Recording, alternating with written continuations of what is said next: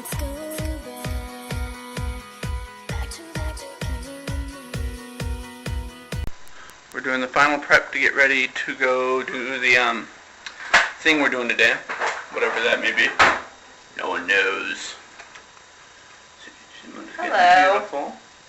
Not that that's much work for her, but she's doing it anyway. We found a helmet that fits. It's almost amazing. So, see, doesn't she look pretty? So we're actually just getting ready to go on our segways.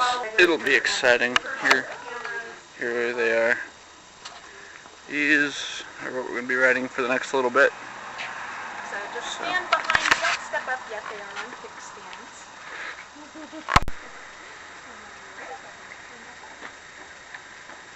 And it beeps at you too as soon as you put that first foot down on the platform. Look at Minda, she's a pro.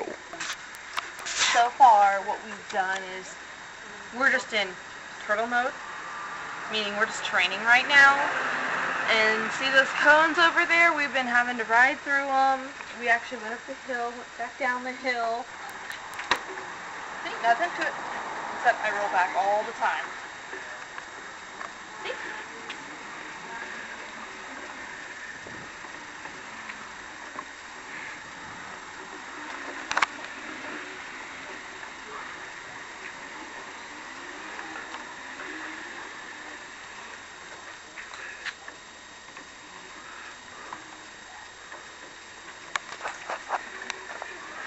Just don't back up into anything, Sean. I know. That would be really funny. I would laugh. Yeah, I get hurt not on the Segway, but because I tripped over the Segway. Wouldn't that be great? My wife ran me over on the Segway. That'd be an interesting story, I'm sure. I would so put that on YouTube. That was so going there, Sean. We have now exited the driveway and started going through this really nice Jacksonville neighborhood. It's a really scenic route, and all throughout the ride I just wanted to go, it's a wonderful day in the neighborhood. Yeah, I'll never sing again. Time intensive. Often days you'd work all day and come home and not have anything to show for it other than being dirty. If you were successful, your average take home was $2 a day. Doesn't seem like a lot, but back then money stretched, and they could go to the saloons and buy some groceries, and they always lived on the hope that tomorrow we're going to find the big one. There goes the trolley, goes through all of Jacksonville. But yeah, it would be cool in the summer and very cold In the winter, yeah. very solid. It wasn't a place you'd get out of. Behind the bars. Behind the bars? Yeah. Oh no, I'm being shut in. Okay. Going out. Yeah. Gonna spring you from jail. It was built around 1863. And before that time, Mr. Beekman was a messenger for Wells Fargo. His express office sat on the opposite corner there. Those messengers had a very dangerous job. They would often have to travel at night to decrease their chances of being robbed.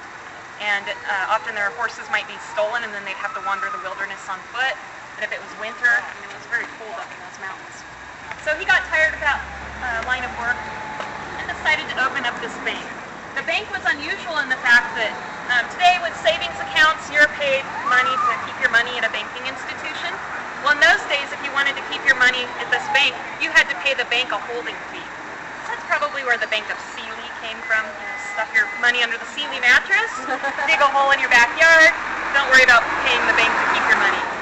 The other unusual thing was that if you needed money to buy farm acreage or to build a new business, you would have to come inside and talk to Mr. Beekman in person and tell him your idea. If he liked your idea, he would loan you the money out of his own pocket, but it was not the bank's money. So the primary business of this bank was just to exchange gold into currency.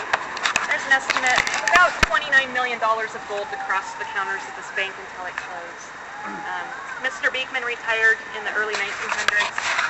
The bank closed in 1912, and when they closed it up, they left it intact as it was in those days. So you can walk in the front here and you can view all the scales that they used to weigh the gold, the old vaults. There's a lot of old signage. So how long was this light bulb burning, you say? For well over 100 years. I think Shay Carl would appreciate that. Shay Carl barrel, you would probably like this. 100 years over, it's been burning. This is not sure what you guys can see this, but old bank.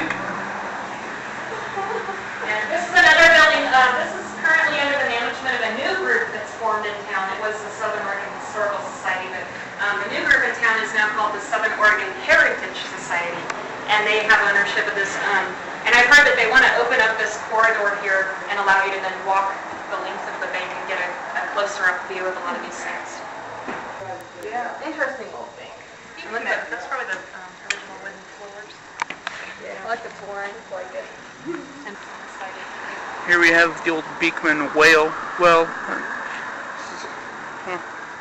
where the bank got its water from. Exciting. pump your water.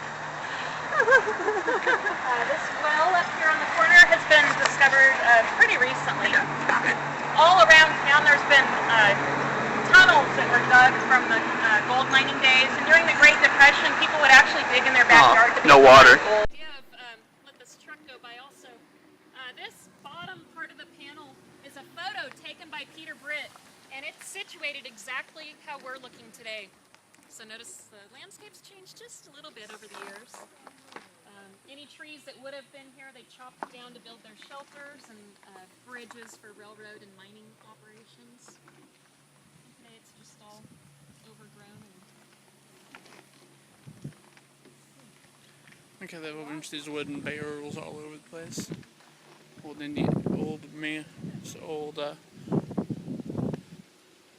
rail cart there. And we're going forward. about 30 acres, and it was officially incorporated as a cemetery in 1860. The oldest known recorded burial was in 1852. And as we ride around, you're going to notice it's segregated by religion and organization. So there are separate sections for Jewish, Catholic, your organizations like your Masons, Redmen, Oddfellows, City. This is kind of a general population if you weren't affiliated with a religion or an organization. And a lot of the more recent burials are in the city section towards the bottom of the hill. It is. It is? Yeah. They're starting to approach capacity, so it's very expensive to be laid to rest up here. Well, it's very... It's, 30 acres. It's huge. And this was the only cemetery in the valley for about 30 years. So a lot of the townsfathers that established... I've seen the town of Rouge, the town of Talent, Applegate. They're not sections, but I've seen their families are all up here. And lots of interesting things.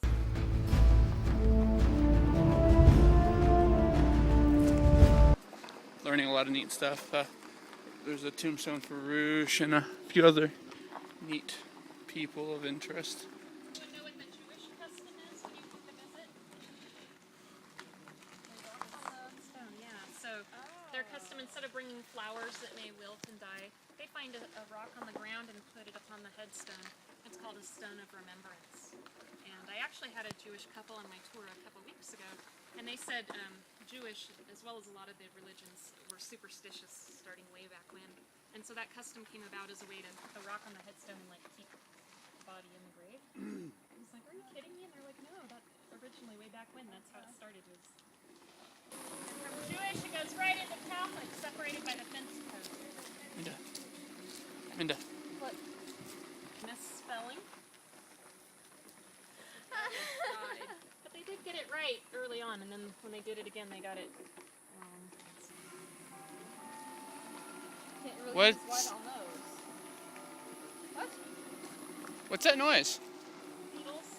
No, I heard bells.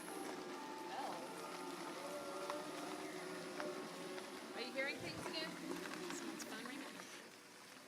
I don't hear bells. So the Segway tour is now over, and we are heading to the Jacksonville Inn to get some lunch.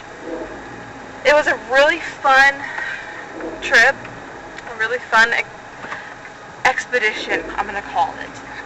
And I learned, and I came out of my comfort zone. This is something I normally wouldn't have done, but I'm glad I did. I fell off a couple times, but you know, it was a first time thing, so it's just like driving or getting on, like I said earlier in one of my other vlogs, getting on the horse, getting bucked off, you have to climb right back on. It ran over my toe that's been bruised for the last month, I want to say, so it kind of hurt just a little bit, but we're good now. We're good. We're in the car. I'm sitting on my butt, so I'm safe. But it was really fun. Alright, so just so you guys know, I really want to say this. For those of you who don't know Melinda, she's generally the kind of person when she gets outside of her comfort zone and feels uncomfortable, she stops. Whatever she does, she just stops it and just doesn't want to do it, and she says, I can't. And I really want you guys to know on how much she improved that today. Because at one point, she got real scared because she started going down a hill too fast, and she started trying to pull back and kind of ran off the road a little bit, but she kind of pulled it back in, got it stopped, didn't get too upset about it, and was able to get her head back on her shoulders. And then another point, she fell off, and that's when she ran her toe over, and she was able to still get back on it and keep going. And that is a big improvement from Melinda, and I just want everybody to know the accomplishment she did today by doing that, and how proud I am of her. And I feel everybody should know exactly what it was she did. Oh, come on, bud. You should put your blinker on it right away. Yeah, I know. So, that's so far the first part of our day. We're still going to go to the Jacksonville Inn as soon as I can find it. We're going to go have some lunch there, and then we are going to be going to catch the Harry Potter movie. So, we have a little more things planned throughout the day, and we'll let you know and kind of keep you capped up on that. So, talk to you guys later. This is just some of the little town.